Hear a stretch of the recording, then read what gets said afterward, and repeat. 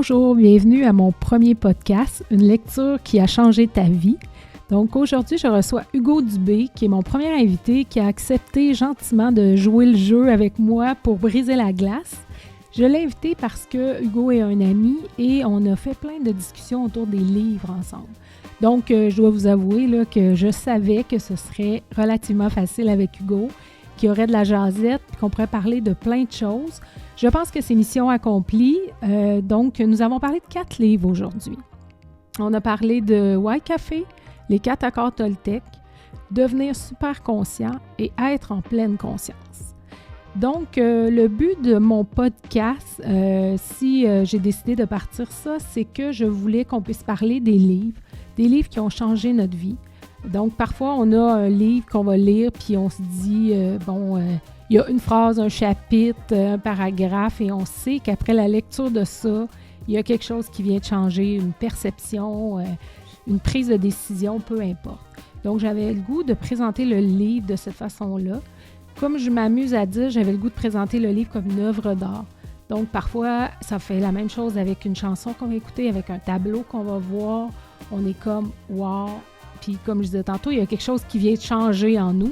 Alors, on parle des livres de cette façon-là. Le but n'est pas de critiquer le livre, n'est pas de savoir si le livre est un bon vendeur, un moins bon vendeur. C'est vraiment de savoir pour toi, quelle est la différence, qu'est-ce que ce livre-là a fait dans ta vie. Alors, j'espère que ça va vous plaire. Je vous laisse là-dessus et je vous souhaite une bonne écoute.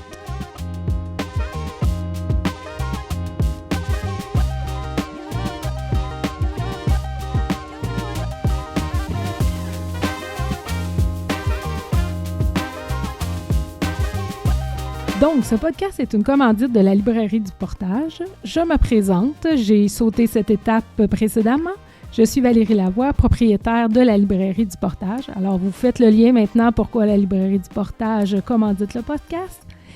Donc, nous, à la librairie du Portage, comme on aime présenter les livres, on aime parler des livres et on aime que vous nous parliez de vos livres. Donc, n'hésitez pas à venir nous visiter, à nous recommander des lectures, parce que la recommandation de lecture, ça se fait dans les deux sens.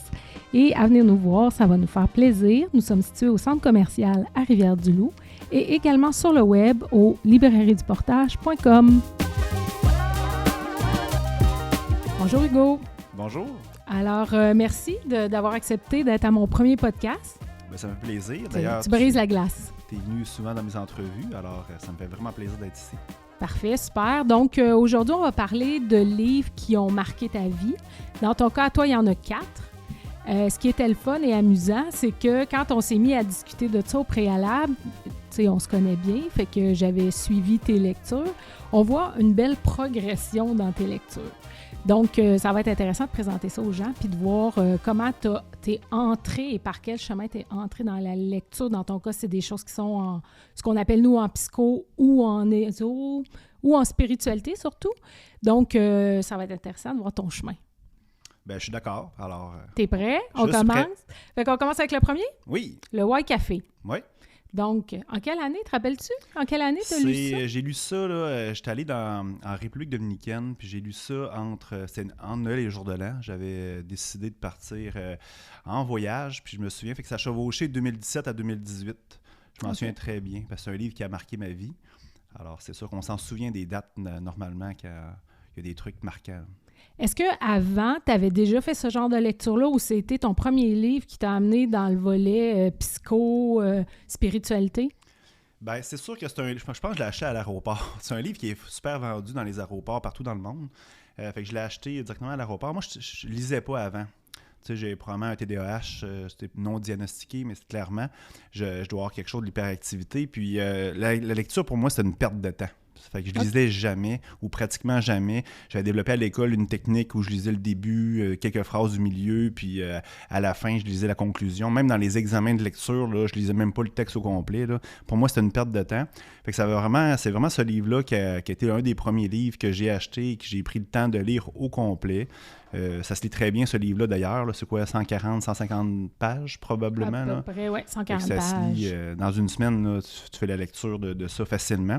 Fait que c'est un des premiers livres qui m'a donné le goût de lire, premièrement. Puis en plus, par hasard, c'était sur la croissance personnelle, un peu spirituelle. Fait que c'est sûr que j'ai suivi le pas par la suite là, dans ces sujets-là. Je suis pas une personne, même aujourd'hui, que j'aime lire des romans, des choses fictives. J'aime pas nécessairement ça. J'aime ça qu'il y ait quelque chose de terre à terre ou concret ou qu'on peut s'améliorer. Fait que c'est beaucoup ce genre de type de livre-là que j'aime, ou des livres, mettons, d'inspiration, comme par exemple une biographie de quelqu'un d'inspirant, un entrepreneur ou peu importe. Là. OK. Fait que là, il est arrivé dans ta vie un peu par hasard. Là. Tu l'as vu dans le rack à l'aéroport, il t'a attiré, puis là, tu as dit « OK, je prends ça, je lis ça ». Effectivement, je sais pas si c'était la pochette. Tu sais, il y a quand même une belle pochette, il y a un café, j'aime le café. Je sais pas pourquoi. Je savais même pas si c'était un roman à l'époque. Fait que je l'ai pris, puis fait que ça, oui, effectivement. Si hasard soit existe, c'est ça, j'allais dire, c'est peut-être juste le destin qui te l'a mis entre les mains. C'est probablement, je crois pas au hasard, fait que c'est sûrement une belle synchronicité. Puis là, qu'est-ce qui a amené dans ta vie ce livre-là? Ben, dans le fond, il a tout chamboulé mon existence. Rien de moins. Effectivement. Ce qui est arrivé, ben, j'ai lu ça, puis bon, sans nécessairement tu t'aimes pas ça quand on fait une chronique littéraire ensemble, puis je dévoile tout le punch, ça c'est mon style. Fait que je veux pas nécessairement, là, je veux que les gens puissent l'acheter après, là, ou le lire. Fait que c'est sûr que ça m'a donné des notions vraiment des notions super intéressantes à inculquer dans ma vie. Puis en revenant du voyage, ben, j'ai tout de suite commencé à faire un nouveau plan d'action là, pour c'est quoi ma vie que je voulais avoir idéale, puis prendre soin plus de moi, moins travailler. Fait que ça m'a vraiment allumé là, sur des choses que... Ça, je dis, j'étais dans le champ. J'étais comme déconnecté un peu de la vraie vie, de ma vraie nature. Fait que ce livre-là m'a allumé que j'étais complètement dans le champ. Puis dans le fond, ça m'a donné le goût de me reconnecter à moi-même, puis faire des changements dans mon existence. Sauf que, je peux-tu continuer? Oui, vas-y. Ce que j'ai compris, par exemple, c'est que ce livre-là donne quand même des bonnes notions, mais à l'époque, en 2017-2018, j'étais rempli beaucoup de... Puis c'est une belle suite pour le deuxième livre. J'étais rempli beaucoup de croyances limitantes, de choses. Okay? J'étais bien plein de concepts qui n'étaient pas nécessairement pour moi, que j'avais acceptés sans nécessairement les challenger. Fait que c'est dur d'inculquer, d'entrer en nous de nouveaux concepts quand on est déjà bien plein rempli de stock puis de cochonneries. Que comme moi je m'amuse à dire. Fait que c'est sûr que c'était difficile par la suite de pouvoir aller plus loin puis pouvoir les incarner au quotidien. Fait que c'est ça qu'il faut comprendre. Quand on est déjà plein de choses, on n'a pas de place dans notre vie pour de nouvelles opportunités, de nouveaux changements, mais c'est dur de les réaliser. Mais est-ce que ce livre-là a fait une craque là-dedans? Ça fait une craque, ça crée le désir de changement, le désir de me reconnecter avec mon moi intérieur.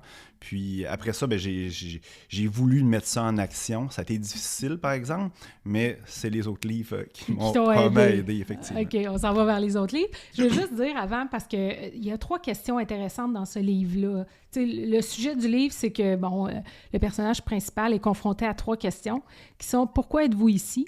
Craignez-vous la mort? Êtes-vous pleinement épanoui? » Donc, c'est des belles questions là, pour comme se mettre en réflexion. Là. Puis je pourrais même aller plus loin pour donner le goût aux gens de faire la lecture de ce livre-là. Dans le fond, c'est John au début qui est complètement dépassé par la situation. Il travaille trop, il ne sait pas qui il est, il ne sait pas où il va dans la vie. Il part en vacances, un coup de tête. Là, puis ça, c'est écrit en arrière, là, c'est pas un scoop. Puis dans le fond, il arrive au White Café. Puis là, c'est là que ça se passe, c'est là qu'il y a les 3 questions en question. Puis, tu sais, c'était un peu moi à l'époque aussi, John. Tu te reconnaissais dans le personnage. Effectivement. Fait que, tu sais, c'est une belle synchronicité que ce livre-là est apparu au bon moment. Puis c'était carrément comment je me sentais. Puis les questions, ben, c'est drôle parce que les questions à l'époque, quand j'ai fait la lecture du livre, étaient très pertinentes. Mais aujourd'hui, ben, la question est aussi pertinente, mais la réponse a évolué aussi. On pourrait en discuter dans une autre entrevue, mais ça évolue ces questions-là au fil du temps, au fil que tu grandis puis que tu évolues. Ah, puis au fil des lectures que tu fais. Là. Exact. Donc, parfait. Fait que là, tu as lu le White Café, tu as mijoté, tu as fait des changements dans ta vie. J'ai essayé. Tu as essayé de faire des changements dans ta vie. Et là, après ça, est arrivé dans tes mains les 4 accords Toltec. Oui. Là, on est comme, quoi, 1 an, 2 ans plus tard? On est, pour faire une histoire courte personnelle, c'est sûr que là, on est en 2018, le White Café, mettons, que je l'ai terminé. Puis, qu'est-ce qui est arrivé? C'est que là, toute ma vie a chamboulé. J'ai eu plein tu sais, j'étais vraiment en crise existentielle. Ce livre-là a créé une crise existentielle en moi, le White Café. Après ça, ben là, en 2018, ben, j'ai eu plein de problèmes professionnels. Fait que j'étais vraiment en crise professionnelle. Puis enfin, ben, en septembre 2019, ben, il y a d'autres choses qui étaient arrivées. Fait que j'étais vraiment En crise tout court. En crise, oui, tout court. Fait que c'est sûr que ce livre-là est apparu, là, je parle peut-être là, septembre, c'était le gros boom de tout ce qui m'était arrivé. Puis probablement en novembre 2019, ce livre-là est apparu encore là, par hasard, si les hasards existent. Donc, les 4 accords Toltec, ça le dit, là, selon Don Miguel Ruiz, il y a 4 accords qui viennent des Toltecs qui sont à respecter pour la voie de la liberté personnelle. Effectivement. C'est sûr, tu t'en rappelles, c'est sûr, tu peux me nommer. Oui, exact. Mais tu sais, ce livre-là aussi, moi je pense que c'est plus que ces accords-là. D'un, le Toltec, là, c'est un mauvais mot, hein? C'est comme les ancêtres des Aztèques, là. Fait que souvent les gens ne savent pas nécessairement c'est quoi. Puis je pense que c'est un des problèmes pourquoi les gens ne vont pas faire sa lecture de ce livre-là, parce que ça ne veut pas nécessairement dire quelque chose si tu ne connais pas un peu l'histoire. Mais c'est bien écrit en arrière, là. Fait que c'est vraiment les ancêtres des sages des Aztèques, là, un peu dans la même famille que les Mayas, là, précolombiennes. Moi, ce livre-là, qu'est-ce qu'il m'a permis de faire? C'est pas nécessairement les accords qui m'ont vraiment permis d'avancer puis de cheminer puis vraiment appliquer les changements. Au début, il parle beaucoup c'est qu'on a accepté une programmation, des accords de tout le monde depuis notre naissance, que ce soit nos parents, que ce soit nos professeurs, nos amis, puis la société. Puis qu'on a accepté des choses, des croyances limitantes, des peurs, des insécurités. On s'est forgé des personnages pour éviter de souffrir. Puis ça, qu'est-ce que ça a fait? C'est qu'aujourd'hui, quand je fais la lecture de ce livre-là, ou vous, quand vous allez faire la lecture, tu as accepté 1 million de choses. Toutes les choses que je disais tantôt, que j'étais bien rempli de cochonneries, là, c'est justement ces accords-là que j'ai acceptés sans les challenger. J'ai pris les choses pour acquis. Puis c'est ça qui m'a permis de faire ce livre-là, c'est que j'ai compris que j'avais... Non, je savais pas qui j'étais. Puis j'étais plein de personnes autour de moi. Puis je savais pas qui j'étais. Puis ce livre m'a permis de toutes les challenger, ces accords-là, toutes les choses que j'avais acceptées, puis prendre uniquement ce que je veux, puis que ce que je voulais dans ma vie. Fait que je me suis déconstruit avec ce livre-là, à la dure. Puis après ça, dans le fond, je me suis reconstruit comme je voulais. Fait que c'est ça l'essence même de ce livre-là. Les 4 accords, quand même, sont intéressants par la suite. Puis tu sais, je peux les nommer rapidement. Ils disent que ta parole soit toujours impeccable, ne jamais prendre rien personnel, ne pas faire de suppositions, et aussi toujours faire de son mieux. Ça, c'est les 4 accords. Puis il y a un livre aussi, c'est le 5e accord Toltec que j'ai lu. C'est un résumé de celui-là. Puis dans le fond, le 5e accord, c'est toujours utiliser son discernement. Ça, c'est important.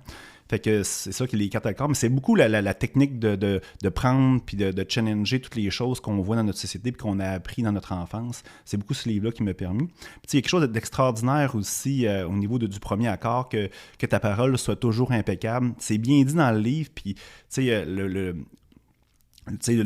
mot impeccable, je ne sais pas si c'est en grec ou en latin, mais ça veut dire ne pas commettre de péché.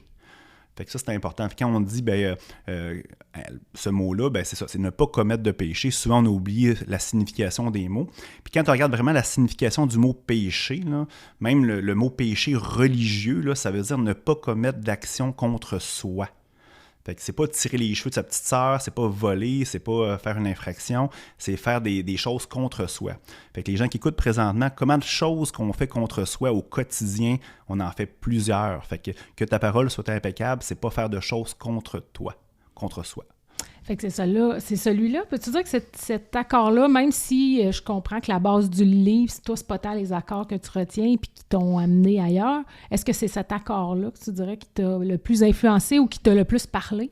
Bien, surtout l'explication, là, parce que carrément, je faisais tout dans le regard des autres pour être reconnu. Puis ça, toutes mes décisions étaient prises dans cette voie-là. Fait que c'est sûr que je disais oui, pour faire plaisir aux autres, mais à l'intérieur de moi, c'était souvent des non.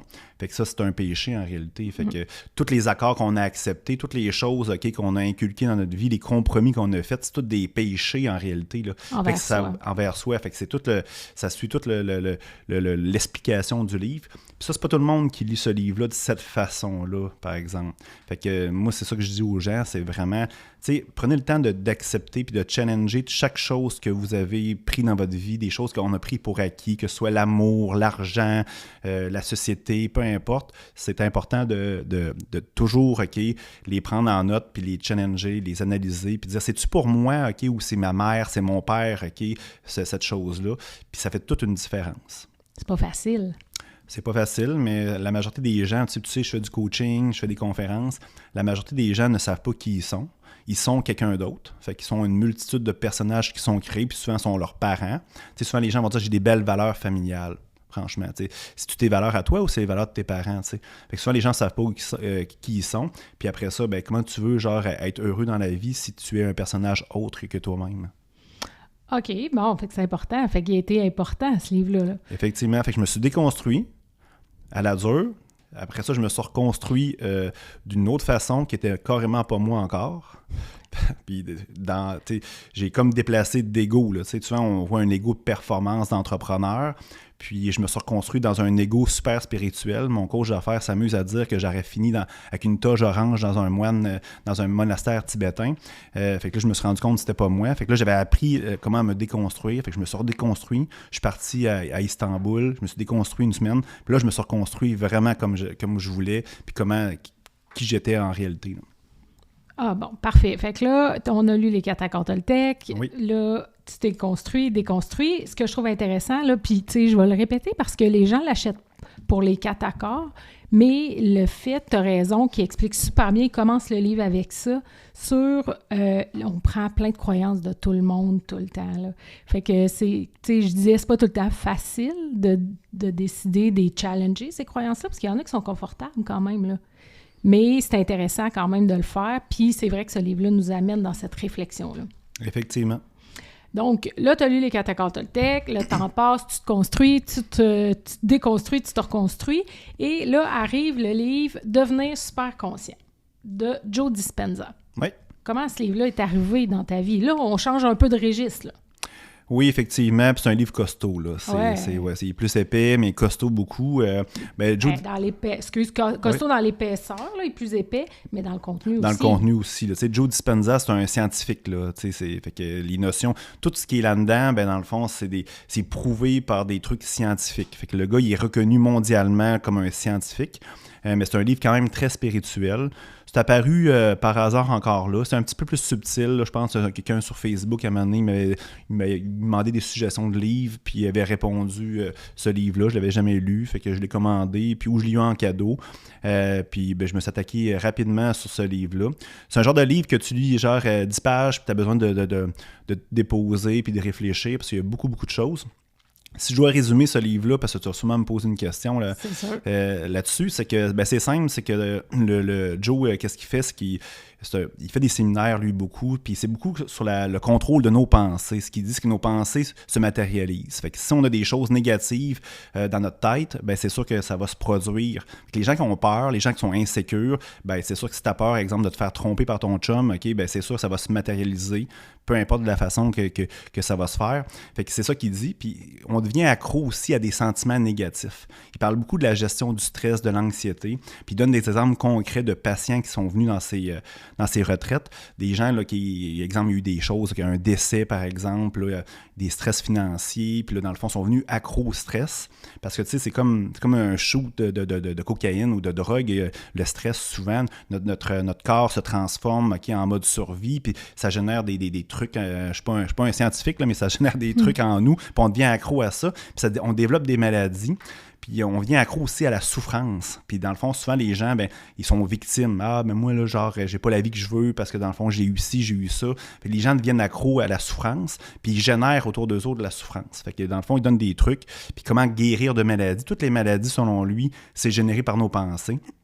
Tu le sais, il y a plein de livres là, spirituels sur les mots. Là. Souvent, c'est le maladie aussi. Hein? Fait que quand on a mal dans le dos, il y a souvent une raison plus grande que genre juste le fait de s'entraîner ou d'avoir tombé. Fait que c'est ça qui explique beaucoup. C'est contrôler nos pensées. Puis nos pensées sont créatives. Fait que c'est ça. Puis moi, dans ma vie, j'ai toujours été un gars super positif. Puis c'est super important, notre mindset, toujours avoir des bonnes choses dans notre tête. Puis toujours des bonnes choses à l'intérieur de nous aussi. Puis ça fait un bon pont sur le 4e livre, là, La pleine conscience. C'est sûr que dans notre vie, quand on vit des choses difficiles, puis qu'on prend le temps d'écouter qu'est-ce qui se passe à l'intérieur de nous, puis exemple, on a de la haine, de la colère, de la jalousie, de la frustration, notre corps n'est pas fait pour avoir ça à l'intérieur de nous. Fait que c'est sûr que quand on est à l'écoute de qu'est-ce qui se passe, on observe, bien là, tu peux transmuter ça avec du positif. de l'amour, de la joie, peu importe. Fait que c'est ça qui est important. Puis quand on garde ça à l'intérieur de nous, de la haine, de la colère, de la frustration, mais c'est là que, dans le fond, on développe des maladies, du stress, des choses comme ça. Puis c'est ça qu'il faut comprendre. Puis oui, OK, je dis pas de remplacer votre pilule de X choses, là, mais c'est sûr que c'est important que si vous avez quelque chose dans votre vie qui est négatif, c'est souvent le reflet de ce qui se passe à l'intérieur de nous. Fait que nos relations sont notre miroir de ce qui se passe à l'intérieur de nous, nos enfants. Peu importe. Moi, je le sais que si c'est plus difficile avec mes enfants, ben c'est sûr qu'il se passe quelque chose à l'intérieur de moi. Puis quand je prends le temps d'observer, je me rends compte, OK, exemple, ils se chicanent ou qu'ils sont pas fins. Ben si je prends le temps d'observer qu'est-ce qui se passe à l'intérieur de moi, ben il y a quelque chose. Je suis stressé par rapport à quelque chose de bureau, peu importe. Puis si je suis capable de transmuter ça dans quelque chose de positif, hop, ça se disparaît, les problèmes disparaissent, la relation avec mes enfants s'améliore. Fait que c'est ça qu'il faut comprendre. Puis c'est ça que le livre, OK, en résumé, veut dire. Fait que puis il met vraiment des systèmes avec des méditations aussi, des trucs pour pouvoir réussir au quotidien dans notre existence. Fait que c'est vraiment fabuleux, ce livre-là. Est-ce que c'est accessible? Est-ce que tout le monde peut le lire? Les 2 premiers, je veux dire, on peut les conseiller à tout le monde. D'ailleurs, ce sont des livres qu'on vend énormément. Celui-là, un peu moins. Penses-tu que tout le monde peut le lire? Ben, c'est une très bonne question. Je pense, vu qu'il est plus costaud, puis il y a beaucoup de trucs scientifiques, il parle vraiment de neurones, des trucs comme ça. C'est sûr qu'il faut que tu aies un engagement un petit peu plus solide que les 2 autres. Les 2 autres, là, tu peux lire, pratiquement rien comprendre, puis trouver ça intéressant. Juste l'histoire de fond peut être vraiment intéressant. Sauf que celui-là, il y a un engagement, un commitment plus important. Puis tout le monde sait qu'il faut avoir un mindset positif. Tout le monde sait que tout ce que je viens de mentionner, mais c'est comment l'incarner au quotidien. T'sais. La différence, souvent, je te dis, entre un élève et un maître, ben, c'est le maître, il l'incarne au quotidien. C'est ça qui est difficile. Puis souvent, les gens se découragent, OK, ça ne fonctionne pas. Ou que c'est trop facile pour être vrai des fois. Comme Joe Dispenza, ce qu'il dit, c'est que, puis il s'est prouvé, il dit qu'il a pris des gens qui s'entraînaient physiquement, musculairement dans une salle, d'autres qui faisaient juste une méditation, qui méditaient, qui visualisaient, qui s'entraînaient. Puis les résultats étaient plus importants pour ceux qui méditaient et qui visualisaient. Puis c'est prouvé, il donne des trucs là-dedans. Puis comme je vous dis, c'est un scientifique reconnu mondialement. Puis quand je dis ça, ben le monde, c'est impossible, Hugo. On est habitué comme société que ça doit être dur, ça doit être difficile la vie. Puis ça, dans le fond, c'est une croyance limitante, OK, clairement qu'on a eue quand on était jeune. Mais c'est ça que ça défait. Fait que souvent, les gens lisent ça, puis ils l'appliquent pas dans leur vie. C'est trop beau pour être vrai. Mais tu sais, essaye là. Mais méditer genre un petit 15 minutes par jour, là, ça coûte pas nécessairement cher pour essayer d'avoir tes résultats, puis aussi avoir des belles choses, des belles opportunités dans ton existence. Puis lui, le docteur Joe Dispenza, là, c'est vraiment un scientifique. Et lui, il était condamné à mort. Là. Il a fait un accident, il était malade, il était à l'hôpital et c'était comme fini.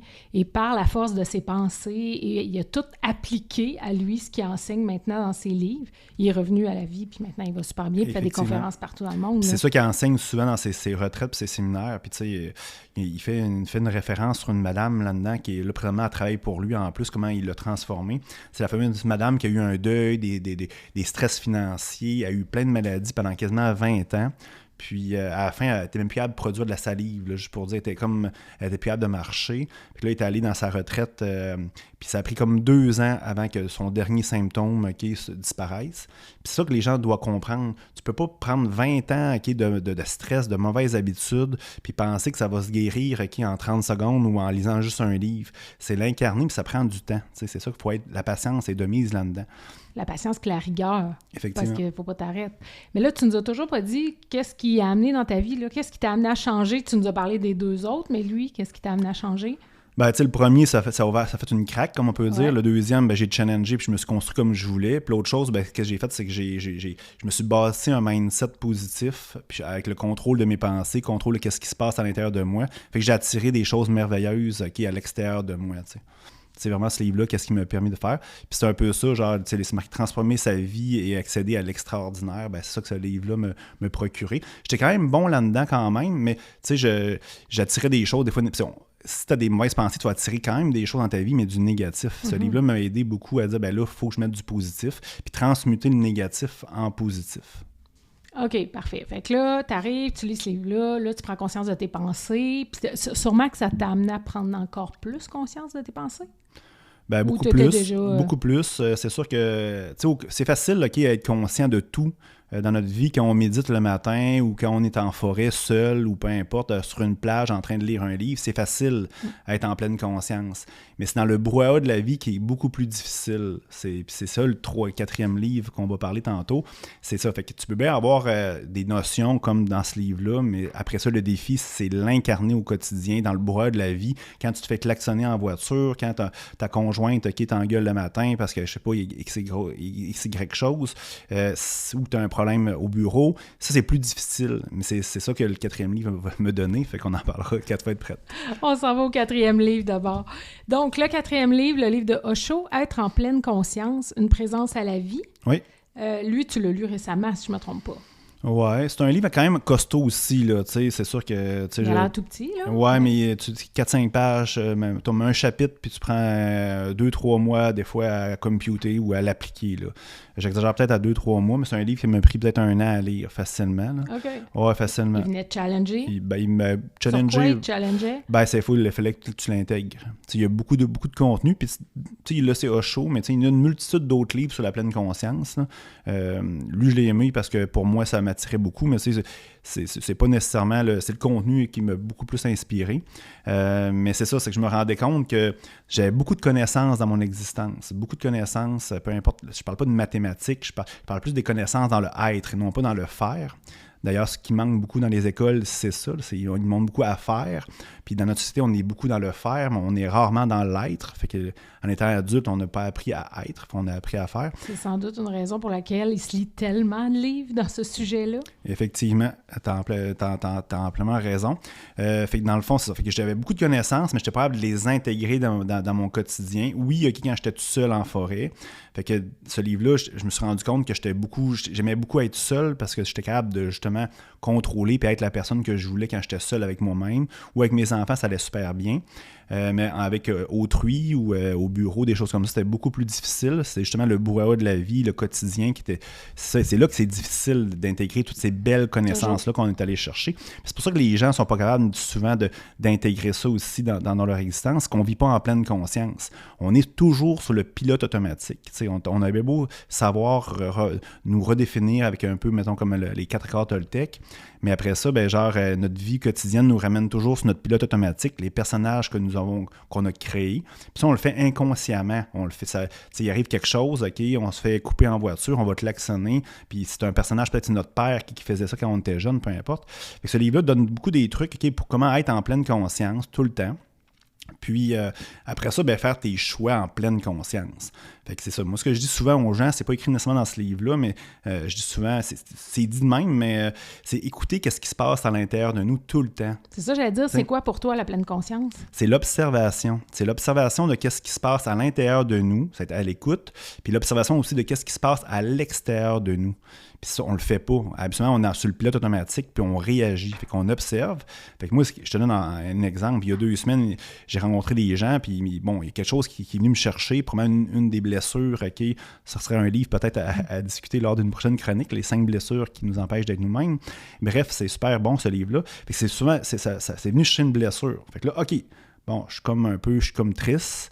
OK, bon, c'est tout ça que je veux, là, j'écoute, OK, ça prend quelques secondes, là, tu sais, je réagis pas tout ça, quelques secondes, non, je veux pas être triste, OK, j'étais en vacances, c'était super merveilleux qu'on était, OK, bon, je me suis rendu compte, oui, c'est venu de toucher la blessure d'abandon ou de rejet. La nuance, des fois, est subtile. OK, c'est pas ça que je veux. Je pense que je les ai guéris, ces blessures-là. Bon, OK, c'est probablement un test. OK, peu importe. Flac, là, je l'ai transmuté en positif. Ça ne m'appartenait pas non plus. La personne qui m'a fait quelque chose, elle l'a fait sûrement involontairement, puis ça ne m'appartenait pas non plus. Fait que, tu sais, j'ai comme transmuté ça en du positif, puis ça s'est réglé en quelques secondes. Puis, dans le fond, j'ai passé une extrêmement belle journée. Avant, qu'est-ce que j'aurais fait? C'est que j'aurais réagi, j'aurais peut-être été en colère, je me serais chicané, je m'aurais victimisé, peu importe. J'aurais peut-être scrappé aussi ma fin de semaine, peu importe. Mais c'est ça, être à l'écoute de ce qui se passe à l'intérieur de nous, puis après ça, consciemment prendre des décisions, des choix.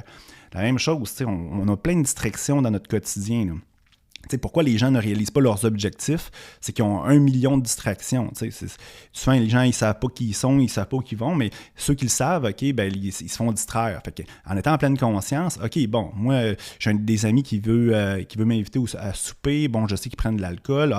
Le lendemain matin, je voulais m'entraîner. OK, est-ce que ça me rapproche de mes objectifs, aller souper avec mes amis? Non. OK, mais j'ai le goût quand même. OK, ça fait longtemps que je les ai pas vus. OK, là, tu fais le choix en pleine conscience d'y aller. Fait que même si tu scrapes ton entraînement le lendemain, tu ne seras pas coupable parce que dans le fond, tu l'as fait en pleine conscience. On se sent coupable le lendemain matin parce que dans le fond, on a fait un choix sur un pilote automatique, puis la réalité nous ramène par la suite, OK, ce choix-là. Puis c'est là qu'on se sent coupable, c'est là qu'on est notre propre bourreau, puis on s'en veut. Donc, ce livre-là t'a permis d'être plus connecté à toi-même, à te connecter à tes choix, à ce que tu veux. Bien, ce livre-là m'a permis, OK, d'être en pleine conscience, OK, tout le temps. OK. Parce qu'avant, c'était facile quand je médite le matin, tu sais, j'étais un adepte de la méditation. Fait que c'est facile d'être en pleine conscience en méditant, comme je l'ai mentionné tantôt. C'est facile d'être en pleine conscience, OK, quand tu es tout seul sur ta chaise berçante, c'est facile. Mais c'est quand il arrive quelque chose, puis tu interagis avec les gens autour de toi, c'est là que ça vient chercher souvent tes blessures, c'est là que tu vas sortir tes personnages, puis c'est ça qu'il faut développer des techniques pour être 100% en pleine conscience. Là, ça a l'air poche quand je dis ça de même, mais comme là, présentement, j'ai pratiqué beaucoup. Là, c'est inné présentement. Là. Il n'y a plus d'efforts à faire. Je le fais automatiquement. Même en m'en venant ici, il t'est arrivé des choses. Il y a quelqu'un qui m'a coupé. Tu sais qu'à Rivière-du-Loup, il y a plein de monde qui se promène avec les Jeux du Québec. C'est difficile, tu sais. Puis, tu sais, c'est inné présentement. Fait que c'est pas forçant nécessairement, mais pour créer ou défaire une mauvaise habitude, ben, ça prend plusieurs jours, voire 21 jours, comme plusieurs disent. Donc, fait que tu me donnes le goût de le lire. Je me suis amusée à le feuilleter hier quand je l'ai reçu. Puis, ce que je trouvais cute de ce livre-là, c'est qu'il y a comme des petites histoires au travers. Ouais. Tu sais, des fois, là, il amène ça comme en parabole. Ouais. Puis, je trouvais que c'était intéressant parce que des fois, ça rend la lecture un peu moins aride. Oui, exact. Que quand c'est tout le temps de la théorie, de la théorie, de la théorie. Donc, fait que ça semble être un livre super intéressant. Je pense que je vais le mettre sur ma pile à lire. Mais je dirais, là, mettons, vous n'avez pas lu les deux autres ou vous n'êtes pas rendu à un niveau là, d'éveil, pas nécessairement spirituel, mais d'éveil de conscience. C'est sûr que tu vas lire ça puis tu vas trouver ça peut-être un peu plate parce que tu n'es pas rendu là dans ta vie puis c'est pas grave. Moi, ça arrive régulièrement que tu me fais une suggestion de livre ou j'achète un livre, je me sens appelé, mais j'ai pas le goût de le lire ou je lis quelques pages puis ça me tente pas. C'est pas grave. Puis souvent après, ben, même quelques années ou quelques mois après, je sais pas, il retombe dans ma vie, je le vois sur la pile de livres, puis je le prends, puis là, je suis rendu là, puis là, je comprends un peu l'enseignement que le livre veut dire. Puis il ne faut pas se sentir nécessairement là, qu'on n'est pas bon, puis c'est ça, faut être patient, puis il y a une évolution qu'on fait, mais il y a une base à tout. Puis la première base, OK, c'est souvent en spiritualité, en croissance personnelle, c'est juste de dire, ben regarde, je suis à la recherche de quelque chose, puis je trouve pas. T'sais. Fait que si tu es conscient de ça, ben qu'est-ce qui arrive, c'est que au moins 50% du travail est fait. Mais si tu n'es pas rendu là, puis tu lis ce livre-là ou l'autre de Joe Dispenza, ça se peut que tu trouves ça un petit peu aride, OK, puis un peu compliqué, puis tu ne comprennes pas l'essence du message. Ben, en même temps, moi, je pense qu'un livre arrive toujours dans tes mains au bon moment. Fait que si tu es appelé par celui-là puis pas par un autre, ben c'est parce qu'il y a quelque chose à t'amener. Effectivement. Puis ça se peut que tu comprennes juste une phrase, un chapitre, mais ce chapitre-là ou cette phrase-là va être déterminant. Effectivement. Donc, fait qu'il faut pas s'arrêter trop. C'est comme... Moi, des fois, je sais même pas pourquoi tel livre arrive dans mes mains, mais là, je me dis, faut que je lise ça. Fait que, puis c'est après que je comprends. Et moi, je crois aussi, des fois, tu l'achètes puis tu le lis pas tout de suite, mais il retombe. Ça arrive régulièrement. Puis moi, je vais donner un exemple. J'ai un livre qui était assez aride aussi quand je l'ai lu il y a environ 2 ans. Je comprenais absolument rien. Puis il a tombé dans ma vie quelques mois. C'est un livre assez facile à lire quand même en termes d'épaisseur. Je l'ai relu, puis je comprenais tout. Là. C'est juste que je n'étais pas rendu là, puis c'est correct comme ça. Oui, c'est ça. Puis ça m'amène à l'autre point de dire ces livres-là, surtout ces livres-là, je trouve peut-être plus que des romans, c'est que tu les relirais. Tu relirais le White Café aujourd'hui, puis tu aurais une perception différente. Ben, je suis d'accord, puis c'est ça, je disais tantôt, les questions, tu sais. Puis tu aurais des réponses différentes. Ben, c'est pour ça que les réponses sont différentes, puis c'est ça évolue aussi. Ça qui est beau. Fait que c'est le fun, des fois, relire un livre. Des fois, il y a une compréhension complètement différente. Puis c'est pas rare, moi, que j'achète un livre, puis on jase avec des amis, puis on se rend compte qu'on n'a même pas compris la même chose du livre. Ouais, ça, c'est amusant. C'est amusant, puis c'est beau de voir la version de l'autre, puis c'est justement ça, on n'a pas compris la même chose, ou on a compris juste une partie. Fait que ça, c'est le fun de relire les livres. C'est pour ça que j'aime ça les acheter. sais, souvent les gens, ils disent, puis là, je ne veux pas chialer contre les bibliothèques de ce monde, là, mais j'adore ça les acheter parce que dans le fond, d'un, ça garnit. C'est beau une belle bibliothèque de livres. Hein, c'est une belle discussion. C'est sûr, je suis convaincue là-dessus. Là. Je fais une plug, tu m'enverras 5% de tes ventes. Mais c'est beau, une belle bibliothèque. Puis après ça, c'est des belles discussions entre amis. Puis moi, c'est pas rare qu'il y ait quelqu'un qui vient puis je prête un livre. Souvent, il ne les ramène pas, par exemple. Là. Fait que si vous m'écoutez, ramenez mes livres. Puis, fait que ça qui est beau, puis tu peux les relire par la suite. T'es pas obligé de c'est sur la bibliothèque, tu ne prendras pas un livre 2 fois. Là, fait que... Oui, ça. Puis aussi de les ressortir. Là, je ne sais pas, à ce que je vois, ta copie, tu n'es pas si puriste, mais il y a des gens qu'il faut que leur livre reste identique à la fin. Là, ça ne paraît même pas qu'il a été lu. Là, toi, pas tant. Mais moi, ce que je fais, là, puis que des fois, je me fais chicaner par mes employés, c'est que je surligne en jaune dedans ce que j'ai aimé. Puis aujourd'hui, pour le podcast, je voulais faire des suggestions de lecture connexes, dont une que je te suggère fortement, qui va dans ce qu'on a parlé. Là, je suis faite, il va falloir que je l'achète. Ou tu vas me le laisser après, je suppose, c'est ça? C'est ma copie. Tu vas m'envoyer? Ah, OK. C'est Le pouvoir du moment présent de Eckhart Tolle, qui est un livre qui est vraiment dans le sens de ce qu'on a parlé de la pleine conscience. C'est vraiment un maître là-dessus sur se connecter sur le moment présent. Donc, c'est une super belle lecture et, tu sais, c'est comme, moi je dis tout le temps, c'est un classique, là. Il faut lire ça une fois dans sa vie.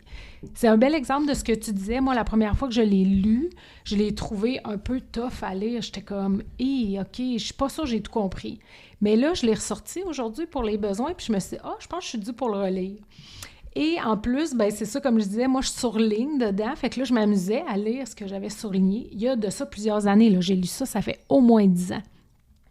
Et je me dis, ouais, c'est encore pertinent. Ça me touche encore, ça me parle encore. Donc, ça peut être le fun d'avoir des références. Moi, j'ai une question pour toi, par exemple. Oui. Tu l'as lu il y a 10 ans. Est-ce que tu appliques le pouvoir du moment présent dans ton existence?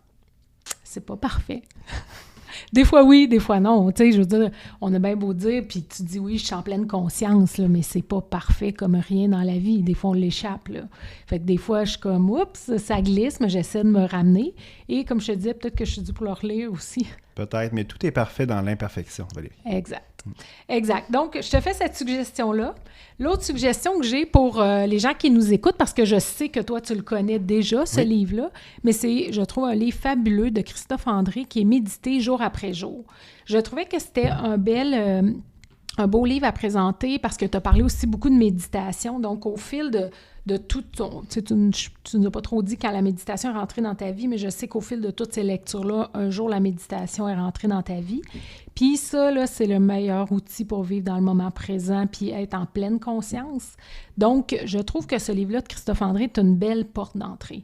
Tu sais, si les gens se disent « OK, je suis pas sûre, le livre d'Osho ou de Joe Dispenza, mais je trouve ça intéressant, la méditation, la pleine conscience, comment je peux faire? » Ben, je pense que le livre de Christophe André est un bon point de départ. Oui, c'est vraiment un bon livre. Là. J'ai eu l'occasion de le lire il y a quelques années. Là. Je pense même en début 2020. Là. Puis c'est vraiment, vraiment un bon livre. Là. Puis c'est facile à lire.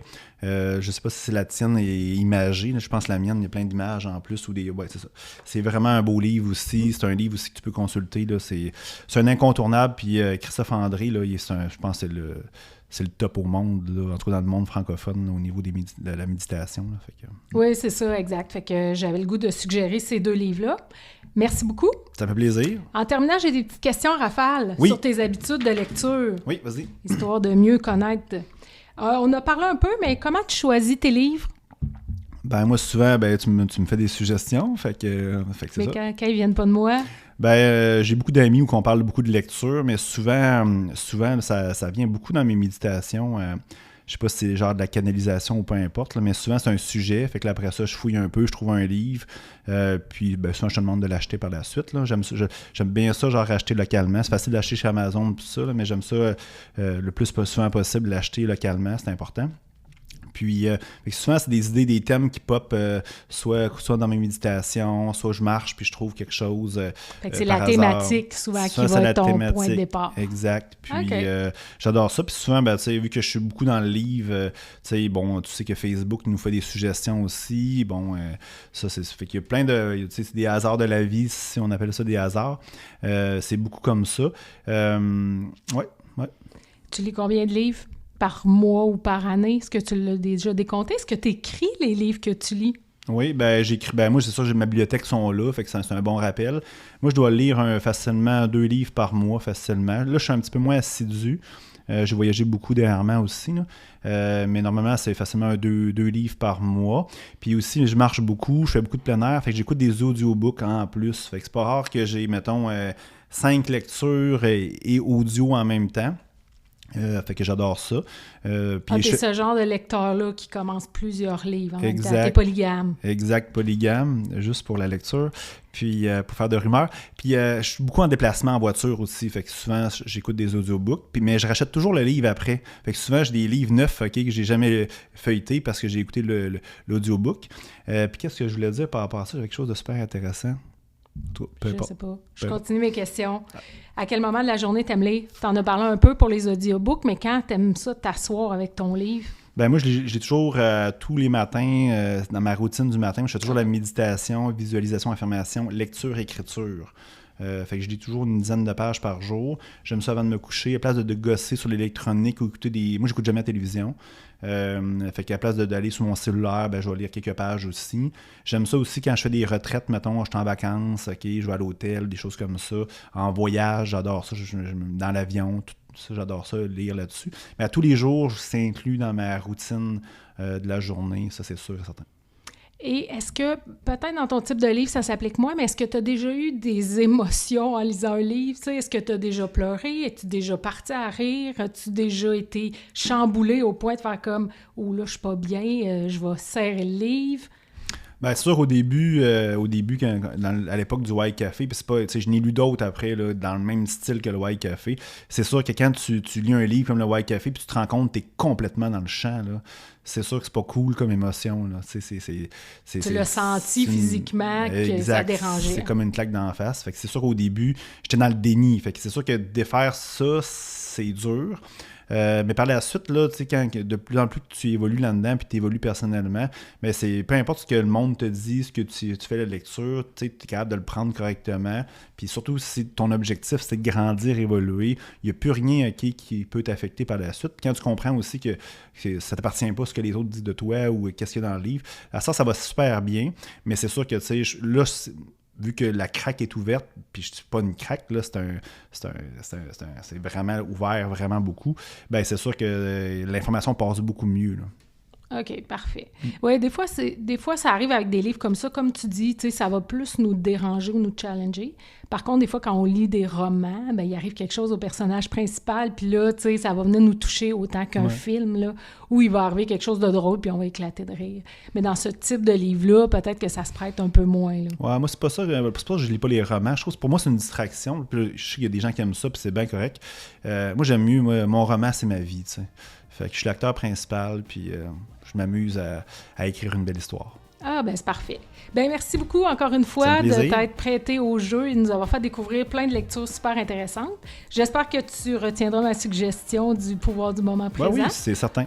Excellent. Fait qu'on s'en reparlera. Parfait. Merci. Merci, à la prochaine.